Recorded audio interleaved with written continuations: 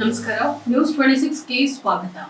ಚಾಮರಾಜನಗರದ ಭಾರತೀಯ ಜನತಾ ಪಾರ್ಟಿಯ ವತಿಯಿಂದ ಕಾಂಗ್ರೆಸ್ ಸರ್ಕಾರದ ಎಸ್ಸಿ ಎಸ್ಟಿ ಹಣವನ್ನ ದುರ್ಬಳಕೆ ಮಾಡಿಕೊಂಡಿರುವ ಬಗ್ಗೆ ಹಾಗೂ ಅಗತ್ಯ ವಸ್ತುಗಳ ಬೆಲೆ ಏರಿಕೆ ವಿರುದ್ಧ ಜಿಲ್ಲಾಧಿಕಾರಿಗಳ ಕಚೇರಿಗೆ ಮುತ್ತಿಗೆ ಹಾಕುವುದರ ಮೂಲಕ ಪ್ರತಿಭಟನೆಯನ್ನ ನಡೆಸಲಾಯಿತು. ಚಾಮರಾಜನಗರ ಪಚ್ಚಪ್ಪ ಸರ್ಕಲ್ನಿಂದ ಬಿಜೆಪಿ ಪಕ್ಷದ ಕಾರ್ಯಕರ್ತರು ರಾಜ್ಯ ಸರ್ಕಾರದ ವಿರುದ್ಧ ಪ್ರತಿಭಟನೆಯನ್ನ ಹಮ್ಮಿಕೊಂಡು ಮೆರವಣಿಗೆ ನಡೆಸಿ ಸರ್ಕಾರದ ವಿರುದ್ಧ ಧಿಕ್ಕಾರ ಕೂಗಿ ಆಕ್ರೋಶವನ್ನು ವ್ಯಕ್ತಪಡಿಸಿದರು. ನಂತರ ಪ್ರತಿಭಟನಾಕಾರರು ಜಿಲ್ಲಾಧಿಕಾರಿಗಳ ಕಚೇರಿಗೆ ನುಗ್ಗಿ ಪ್ರತಿಭಟನೆ ನಡೆಸಲು ಮುಂದಾದ ಸಂದರ್ಭದಲ್ಲಿ ಪೊಲೀಸರು ಪ್ರತಿಭಟನಾಕಾರರನ್ನ ತಡೆದು ಬಂಧಿಸುವ ಪ್ರಯತ್ನ ಮಾಡಿದ್ರು. ಈ ಸಂದರ್ಭದಲ್ಲಿ ಪ್ರತಿಭಟನಾಕಾರರು ಮತ್ತು ಪೊಲೀಸರ ನಡುವೆ ಮಾತಿನ ಚಕಮಕಿ ನಡೆದು ಪೊಲೀಸರು ಪ್ರತಿಭಟನಾಕಾರರನ್ನ ಬಂಧಿಸಿ ಬಿಡುಗಡೆಯನ್ನಗೊಳಿಸಿದ್ದಾರೆ. ಈ ಸಂದರ್ಭದಲ್ಲಿ ಮಾಜಿ ಸಚಿವರು ಹಾಗೂ ರಾಜ್ಯ ಉಪಾಧ್ಯಕ್ಷರಾದ ಮಹೇಶ್ ರವರು ಮಾತನಾಡಿ, ರಾಜ್ಯ ಸರ್ಕಾರ ಅನೇಕ ಭ್ರಷ್ಟಾಚಾರದಲ್ಲಿ ತೊಡಗಿದ್ದು ಎಸ್ಸಿ ಎಸ್ಟಿ ಅನುದಾನ ದುರ್ಬಳಕೆ, ವಾಲ್ಮೀಕಿ ನಿಗಮದ ಅನುದಾನ ದುರ್ಬಳಕೆ, ಬೆಲೆ ಏರಿಕೆ,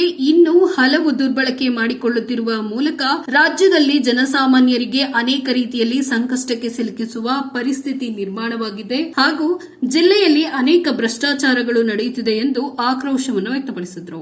ಸಂವಿಧಾನದತ್ತವಾಗಿ ಸಿಕ್ಕಿದ್ದಂತ ಹಣ ಏನಿದೆ ಬಡವರ ಪಾಲಿಗೆ ಜಾತಿ ವರ್ಗವನ್ನ ಅವ್ರನ್ನ ಮುಂದುವರಿಸಬೇಕು, ಅವ್ರನ್ನ ಸಮಾನತೆಯನ್ನು ತರಬೇಕು ಅನ್ನೋ ದೃಷ್ಟಿಯಿಂದ ಬಾಬಾ ಸಾಹೇಬ್ ಅಂಬೇಡ್ಕರ್ ಅವರು ಅಡಕಗೊಳಿಸಿರ್ತಕ್ಕಂಥ ಸಂವಿಧಾನದ ಹಕ್ಕಲ್ಲಿ ಬಂದಿರತಕ್ಕಂಥ ಹಣವನ್ನ ಇವರು ಲೂಟಿ ಮಾಡಿ ಆ ಹಣವನ್ನ ಗ್ಯಾರಂಟಿ ಬಸ್ಸಿಗೆ ಅಂತ ಹೇಳ್ತಾರೆ. ಈ ಪ್ರತಿಭಟನೆಯಲ್ಲಿ ಬಿಜೆಪಿ ಜಿಲ್ಲಾ ಅಧ್ಯಕ್ಷರು ಹಾಗೂ ಮಾಜಿ ಶಾಸಕರಾದ ನಿರಂಜನ್ ಕುಮಾರ್, ಮಾಜಿ ಶಾಸಕರಾದ ಎಸ್ ಬಲರಾಜ್, ಎಸ್ಪಿ ಕಾರ್ಯದರ್ಶಿಗಳಾದ ಜಯಸುಂದರ್, ಎಸ್ಟಿ ಮೋರ್ಚಾ ಅಧ್ಯಕ್ಷರಾದ ಚಂದ್ರಶೇಖರ್, ಎಸ್ಡಿ ಮೋರ್ಚಾ ಜಿಲ್ಲಾ ಸಾಮಾಜಿಕ ಜಾಲತಾಣ ಸಂಚಾಲಕರಾದ ರಾಜಶೇಖರ್ ನಾಯಕ, ಹನ್ನೂರು ವೆಂಕಟೇಶ್, ಮಹಿಳಾ ಘಟಕದ ಅಧ್ಯಕ್ಷರು, ಪದಾಧಿಕಾರಿಗಳು, ವಿವಿಧ ಮೋರ್ಚಾಗಳು ಅಧ್ಯಕ್ಷರುಗಳು, ಪದಾಧಿಕಾರಿಗಳು, ಪಕ್ಷದ ಮುಖಂಡರು, ಕಾರ್ಯಕರ್ತರು ಭಾಗವಹಿಸಿದರು. ವರದಿ ಎಸ್ ಪುಟ್ಟಸ್ವಾಮಿ, ಹೊನ್ನೂರು, ನ್ಯೂಸ್ 26 ಕನ್ನಡ, ಚಾಮರಾಜನಗರ. ರಾಜ್ಯ ಕಾಂಗ್ರೆಸ್ ಸರ್ಕಾರಕ್ಕೆ ಬಡಜನರ ಪಿಕ್ ಪ್ಯಾಕೆಟ್ ಮಾಡುತ್ತಿರುವ ರಾಜ್ಯ ಕಾಂಗ್ರೆಸ್ ಸರ್ಕಾರಕ್ಕೆ 186 ಕೋಟಿ ದಲಿತರ ನುಂಗಿದ ರಾಜ್ಯ ಕಾಂಗ್ರೆಸ್ ಸರ್ಕಾರಕ್ಕೆ ಬೇಕೇ ಬೇಕು, ಬೇಕೇ ಬೇಕು.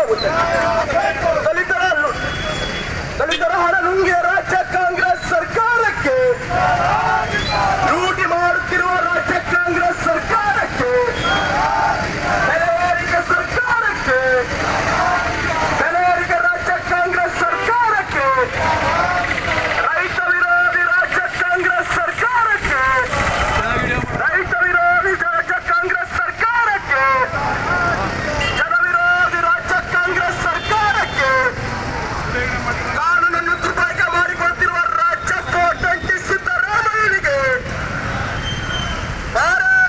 87 ಕೋಟಿ ರೂಪಾಯಿಗಳನ್ನ ನೀವು ಬಾರ್ಗಳಿಗೆ, ಪೆಟ್ರೋಲ್ ಬಂಕ್ಗಳಿಗೆ, ತೆಲಂಗಾಣ ಚುನಾವಣೆಗೆ, ಬಳ್ಳಾರಿ ಚುನಾವಣೆಗೆ ಯಾಕನ್ನ ನಮ್ ದುಡ್ಡು ಬೇಕಿತ್ತ?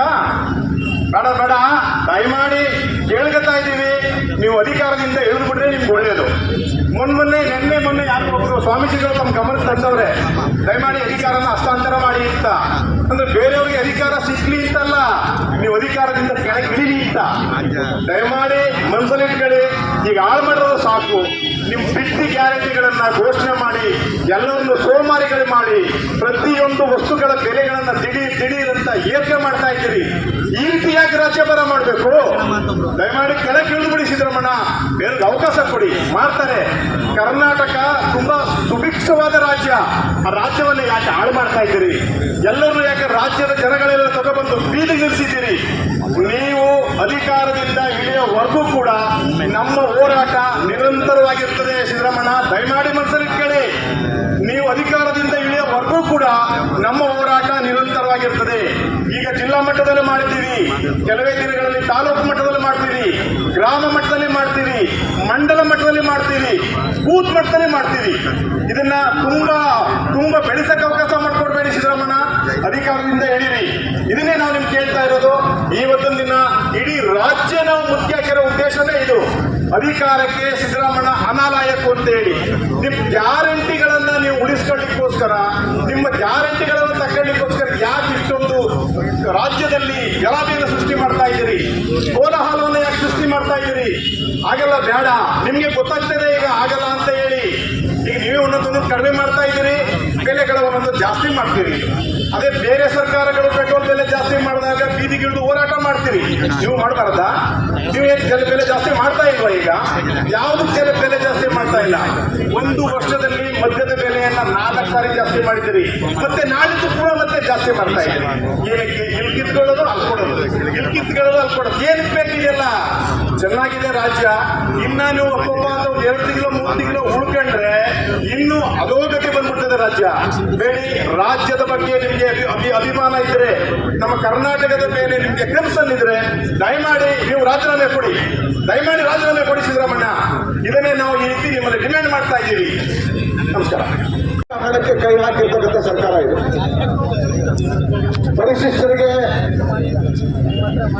SCP ಮತ್ತು TSSP ಯೋಜನೆಗಳಿಗೆ ಮೀಸಲಾಗಿದ್ದಂಥ ಹಣವನ್ನ 25,000 ಕೋಟಿ 10 ಲಕ್ಷ ರೂಪಾಯಿನ ಯೋಜನೆಗಳನ್ನ ಒಂದು ದಲಿತ ಕುಟುಂಬಕ್ಕೆ ಸಹಾಯ ಮಾಡಿದ್ರೆ ಸುಮಾರು 2.5 ಲಕ್ಷ ಕುಟುಂಬಗಳು ಇವತ್ತು ಲಕ್ಷಾಧೀಶರಾಗಿ ಅವರ ಜೀವನವನ್ನ ಸರಿದಾರಿಗೆ ತಗೊಂಡು ಹೋಗುವಂತ ಕೆಲಸ ಆಗ್ತಿತ್ತು. ಅಂತ ಹಣವನ್ನ ಸಂವಿಧಾನದತ್ತವಾಗಿ ಸಿಕ್ಕಿದ್ದಂತ ಹಣ ಏನಿದೆ ಬಡವರ ಪಾಲಿಗೆ ಪರಿಷ್ಠ ಜಾತಿ ವರ್ಗವನ್ನ ಅವ್ರನ್ನ ಮುಂದುವರಿಸಬೇಕು, ಅವ್ರನ್ನ ಸಮಾನತೆಯನ್ನು ತರಬೇಕು ಅನ್ನೋ ದೃಷ್ಟಿಯಿಂದ ಬಾಬಾ ಸಾಹೇಬ್ ಅಂಬೇಡ್ಕರ್ ಅವರು ಅಡಕಗೊಳಿಸಿರ್ತಕ್ಕಂಥ ಸಂವಿಧಾನದ ಹಕ್ಕನ್ನು ಬಂದಿರತಕ್ಕಂಥ ಹಣವನ್ನ ಇವರು ಲೂಟಿ ಮಾಡಿ ಆ ಹಣವನ್ನ ಗ್ಯಾರಂಟಿ ಬಸ್ಸಿಗೆ ಅಂತ ಹೇಳ್ತಾರೆ. ಅದೇ ರೀತಿ ವರಿಷ್ಠ ವರ್ಗಕ್ಕೆ ಮೀಸಲಾಗಿದ್ದಂಥ ಹಣವನ್ನ 187 ಕೋಟಿ ರೂಪಾಯಿಗಳನ್ನ ವಿವಿಧ ಅಕೌಂಟ್ಗಳಲ್ಲಿ ಜಮಾ ಮಾಡಿದ್ರು. ಆಂಧ್ರ ಪ್ರದೇಶಕ್ಕೆ ಸೇರಿದಂತೆ ಬೇರೆ ಬೇರೆ ಐಟಿ ಕಂಪನಿಗಳು ಬೇರೆ ಬೇರೆ ಬ್ಯಾಂಕ್ಗಳಿಗೆ ವರ್ಗಾವಣೆ ಮಾಡಿದ್ರು. ಇದಕ್ಕೆ ಯಾವುದೇ ಪೂರಕವಾದಂಥ ದಾಖಲೆಗಳಿಲ್ಲ. ಆತ್ಮಹತ್ಯೆಗೂ ಕಾರಣ ಆಯಿತು ಸರ್ಕಾರ. ಇಷ್ಟೆಲ್ಲ ಆದ್ರೂ ಮಾನ ಮರ್ಯಾದೆ ಇದ್ದಿದ್ರೆ ಯಾರಾದ್ರು ಕೇವಲ ಸಚಿವ ನಾಗೇಂದ್ರ ಅಲ್ಲ, ಮಾನ್ಯ ಸಿದ್ದರಾಮಯ್ಯನವರು ಕೂಡ ಇದನ್ನ ನೈತಿಕ ಹೊಣೆ ಹೊತ್ತು ರಾಜೀನಾಮೆ ಕೊಡಬೇಕಾಗಿತ್ತು. ಇವತ್ತು ಭ್ರಷ್ಟತೆಯನ್ನು ಕೊಡಿರ್ತಕ್ಕಂಥ ಸರ್ಕಾರ ಹಂತ ಹಂತವಾಗಿ ಇತ್ತೀಚೆಗೆ ಪೆಟ್ರೋಲ್ ಡೀಸೆಲ್ ಬೆಲೆಯನ್ನು ಕೂಡ ಏರಿಕೆ ಮಾಡಿದ್ರು. ಕೇವಲ ಪೆಟ್ರೋಲ್ ಡೀಸೆಲ್ ಬೆಲೆ ಅಷ್ಟೇ ಅಲ್ಲ, ಪೆಟ್ರೋಲ್ ಡೀಸೆಲ್ ಬೆಲೆಯನ್ನು ಏರಿಸಿದ್ರೆ ಇಡೀ ರಾಜ್ಯದಲ್ಲಿ ಎಲ್ಲ ಪಡಿತರ ಪದಾರ್ಥಗಳು, ಇತರೆ ಪದಾರ್ಥಗಳು ಎಲ್ಲದರ ಮೇಲೆ ಸುಂಕ, ತೆರಿಗೆ ಎಲ್ಲ ಕೂಡ ಹೆಚ್ಚಿಗೆ ಆಗೋದ್ರಿಂದ ಬಹುತೇಕ ಇಡೀ ರಾಜ್ಯದಲ್ಲಿ ಜನಸಮುದಾಯ ಏನ್ 2,000 ರೂಪಾಯಿ ಕೊಡ್ತೀವಿ ಅಂತ ಬೀಗ್ತಾ ಇದ್ದಾರೆ. ಸುಮಾರು 4,000 ರೂಪಾಯಿಗಳನ್ನ ಅವರಿಂದ ಕಸುತ್ತದೆ. ಇದನ್ನೆಲ್ಲ ಜನಸಾಮಾನ್ಯರಿಗೆ ಅರ್ಥ ಆಗಬೇಕಾಗಿದೆ. ಯಾವುದೋ ಗ್ಯಾರಂಟಿ ಯೋಜನೆಯಲ್ಲಿ 2,000 ರೂಪಾಯಿ ಕೊಡ್ತೀವಿ ಅಂತಕ್ಕಂಥ ಸಂದರ್ಭಗಳಲ್ಲಿ ಜನ ಚುನಾವಣೆ ಎಷ್ಟು ಸೀಮಿತ ಆಗ್ತಾರೆ. ಕಳೆದ ಚುನಾವಣೆ ಕೊಡ್ತೀವಿ ಅಂದ್ರು, ಈಗ ಟಕಾಟಕ್ ಅಂತ 8,500 ತಿಂಗಳಿಗೆ ಇಳಿಸ್ಕೊಂಡಿದ್ರು. ಈಗ ಟಕಾಟಕ್ ಅಂತ ತಲೆ ಮೇಲೆ ಹೊಡಿಬೇಕಾಗಿದೆ ಈಗ ಅವ್ರ ಮೇಲೆ. ನಾವು ಸುಳ್ಳು ಆಶ್ವಾಸನೆಗಳು ಕೊಡೋದ್ರ ಮುಖಾಂತರ ಬಡವರನ್ನ ಹಾಳು ಮಾಡ್ತಾ ಇರ್ತಕ್ಕಂಥ ಸರ್ಕಾರ. ಇದಾಗಿತ್ತು ಟುಡೇ ಅಪ್ಡೇಟ್ಸ್. ಇನ್ನಷ್ಟು ಸುದ್ದಿಗಾಗಿ ನೋಡ್ತಾ ಇರಿ News 26 ಕನ್ನಡ. ನಾವು ನಿಮ್ಮೊಂದಿಗೆ.